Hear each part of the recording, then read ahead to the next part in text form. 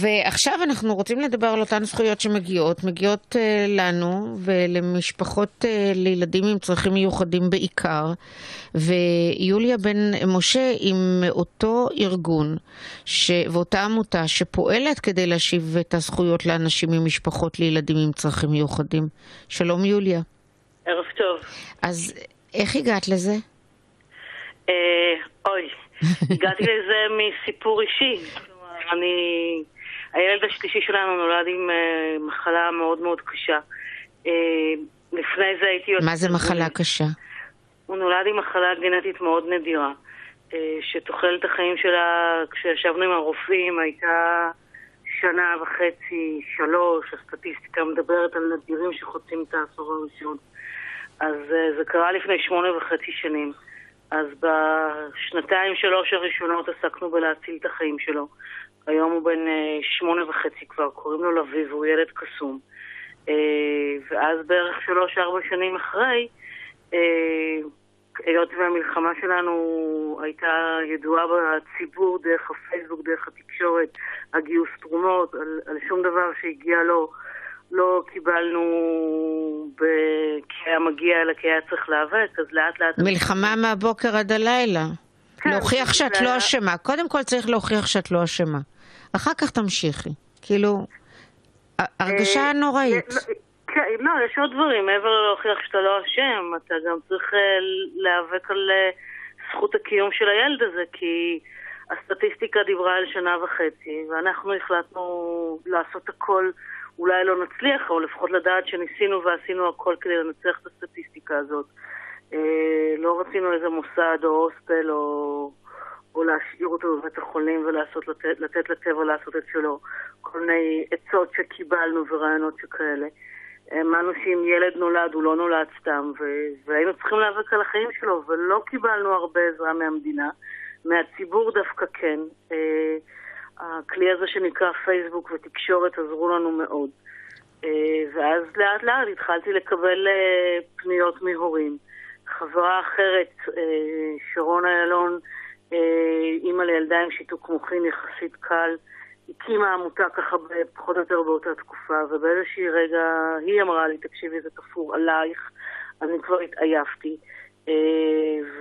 ולי בתוך אימהות לילד עם נכות מאוד קשה, כנראה אין את הפריבילגיה להתעייף, ונכנסתי למשימה, אני כבר מנהלת את העמותה 5 שנים. וכמה משפחות הגיעו אלייך מאז? אנחנו בשנה, ככה בסטטיסטיקה מצטברת, עוזרים לכ-1,500 משפחות. זה המון. אז בחודש זה כ-100 משפחות, ככה בחלוקות גסות, כי אני מתרגשת, אז אני לא מדייקת במספרים. 1,500 משפחות בשנה זה המון. עכשיו, מה אתם בעצם גיליתם? כשאתם התחלתם לפעול, מה אתם גיליתם? שהרשויות אדישות, שהרשויות נגד האזרח, נגדכם? אני לא יודע, אני לא אוהבת להציג את זה בכזאת לעומתיות, אבל אני אתן לך את הדוגמה שעוד לא הספקתי אפילו לטפל בה, שמתקשר אליי אבא, למוקד שלנו מתקשר אליי אבא לילד שנולד לו, מתקשר אליי אבא, 3 ימים אחרי לידה, נולד להם ילד עם תסמונת דאון, והוא משאיר לי הודעה, תחזרי אליי בדחיפות מה אני עושה. אז ככה זה מתחיל. 3 ימים אחרי הלידה. 3 ימים אחרי, הוא נולד, היום אנחנו ביום ראשון, הוא נולד ביום חמישי, והוא מתקשר אליי. והאמת זה שיא שהדהים אותי, כי בדרך כלל אנשים מתקשרים אליי 3 חודשים, 4 חודשים אחרי אבחון במכון להתפתחות הילד, אבל 3 ימים אחרי לידה אני אומרת, וואו, אולי יש שם, אני לא רוצה לספות, אבל למה אין עובדת סוציאלית שככה מלווה אותו ואומרת... ומדריכה אותו ואומרת לו מה לעשות? זה לא נורא, זה אוויר, יש משפחות שכבר, אוויר בעין בית כמובן, יש משפחות שכבר עברו את זה, אתה לא לבד, יעזרו לך, זה גם אולי לא כל כך נורא, ולא, הוא מתקשר אליי, וככה זה בעצם מתנהל. אז קודם כל, הדבר הראשון שיש לי להגיד על המדינה, זה בדיוק המקום הזה אני חושבת שהעמותה כמוני לא הייתה אמורה להיות קיימת. זה היה אמור להיות בנוהל מסודר, בתוך בתי חולים, בתוך מכונים להתפתחות הילד, שכמו שנולד ילד עם צרכים מיוחדים, צריכים לעטוף את המשפחה. כמו שמדריכים את האמא להנקה, צריכים להדריך את הזוג אוקיי, מה אתם עושים כשאתם יוצאים מבית החולים?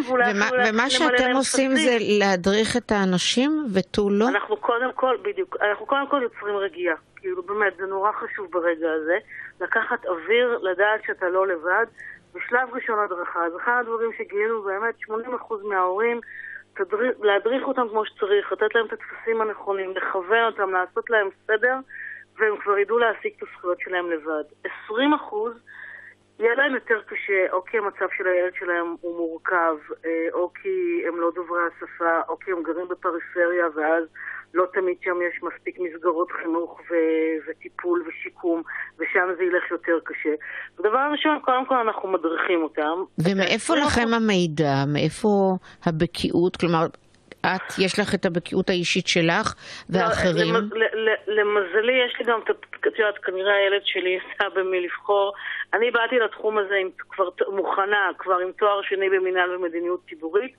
למזלי הייתי יועץ... ואז גם האחרים הם כמוך? כלומר גם... לא, אז זהו, יש לנו גם יועץ משפטי בעמותה, שיש לו הכשרה וידע במדיניות ציבורית, ויש הורים מתנדבים, או עוד עורכת דין לנושא חינוך, ויש הורים מתנדבים שכבר עברו את המסע הזה, ומסוגלים אותי, זה לא קשה לעזור, לתת מסמך לביטוח לאומי, ואיך למלא אותו, לא צריך דוקטורט. זה כמעט כמו ההתעלמות מניצולי השואה, כשבסך הכל היה צריך לעזור להם למלא את המסמכים, וגם לזה המדינה לא מצאה את האנשים שיעשו את זה. אז אתם בעצם עושים את הדברים הבסיסיים. המאוד מאוד בסיסיים, באמת, כאילו, ומאוד מאוד בסיסי של לשלוח את הטופס, להסביר איך למלא, למי לגשת, איזה מסמכים לצרף. והתחושה שיש עם מי לדבר. כן. כן, חד משמעית, זו ההוקרה המרכזית שאנחנו מקבלים, זה שהם חווים שהם לא לבד, ויש עם מי לדבר, ויש מי שיעזור, ויש מי שיחזור אליהם. כלומר, תראה, הרבה פעמים אנשים מול הבירוקרטיה משאירים הודעות לכל מיני גופים ופשוט לא חוזרים אליהם, ולנו יש עיקרון ארגוני שמרגע שמגיעה הפנייה, אנחנו תוך 24 שעות עד שבוע הגג, כי יש שבועות שאנחנו פשוט מוצפים, למשל עכשיו בגלל חינוך, יש בעיות מאוד קשות במערכת החינוך בנושא של ילדים עם צרכים מיוחדים, אז יש הצפה של פניות, אבל אנחנו משתדלים לחזור כמה שיותר מוקדם. אז יוליה, איך מגיעים אליכם? כמו שאנחנו שואלים בדרך כלל במקרים כאלה. קודם כל יש טלפון של מרכז המידע שלנו לתת אותו. בוודאי.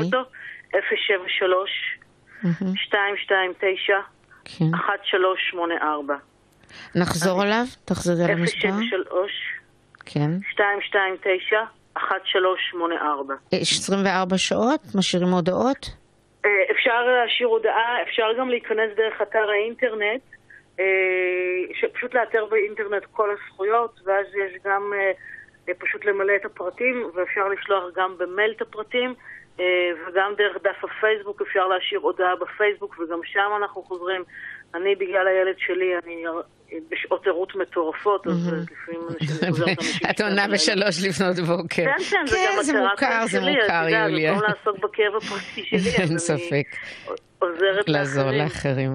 זה נפלא. אמרו לך כבר שיש לך כנפיים, אני אומרת את זה בתוכנית הזאת לא אחת. תודה רבה ליוליה בן משה. תודה לך, ערב טוב. ואנחנו גם כאן אומרים למי שצריך, תפנו, אל תתביישו, תקבלו את התשובות. תודה רבה. ועכשיו אנחנו לאירוע מאוד